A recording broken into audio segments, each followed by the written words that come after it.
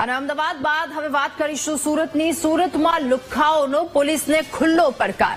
Scorpio કારમાં stunt કરી પોલીસને ગાળો આપી, ચહેરા પર કાળો કલર લગાવી પોલીસને તેમના દ્વારા ધમકી આપવામાં આવી। આરોપીઓએ સોશિયલ મીડિયામાં આ વિડીયો વાયરલ કર્યો છે અને સોશિયલ મીડિયામાં ફેમસ થવા માટે તેમના દ્વારા આ વિડીયો વાયરલ આવ્યો હોઈ શકે। તમામ આરોપી સગીર વયના હોવાની માહિતી સામે આવી છે।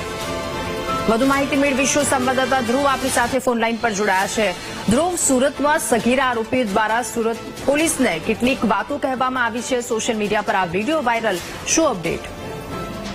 સાચી વાત છે, સુરતમાં અવારનવાર સ્ટન્ટ કરતા વિડીયો વાયરલ થતા હોય છે। ક્યાંક અન્ય લોકોના જીવ જોખમ મુકાય તે પ્રકારે વાહન ચલાવતા હોય છે। તે પ્રકારના વિડીયો વાયરલ થયા બાદ પોલીસ તેની ઓળખ કરીને તેઓને પકડતી હોય છે અને તેને કાયદાનું ભાન કરાવતી હોય છે। ત્યારે હવે સુરત પોલીસને આવી કાર્યવાહી સામે ચેલેન્જ કરતો વિડીયો સુરતના કેટલાક નવીરાઓએ મૂક્યો છે, સોશિયલ મીડિયામાં વાયરલ કર્યો છે, જેમાં ગાળાગાળી આપીને પોલીસને જાણે ચેલેન્જ આપતી હોય કે હવે આપણને કઈ રીતે પોલીસ પકડી શકે તે જોઈએ, એમ કરીને આખા શરીર પર કાળો કલર લગાવી દેવામાં આવે છે અને સ્કોર્પિયો કારમાં ખુલ્લામાં સ્ટંટબાજી કરતા હોય તે પ્રકારનો વિડીયો બનાવીને કાર ફેરવવામાં આવે છે અને જાણે પોલીસને સામે ચેતવણી આપતા હોય, પોલીસને ખુલ્લો પડકાર આપતા હોય તે પ્રકારનો વિડીયો સોશિયલ મીડિયામાં બનાવ્યો છે।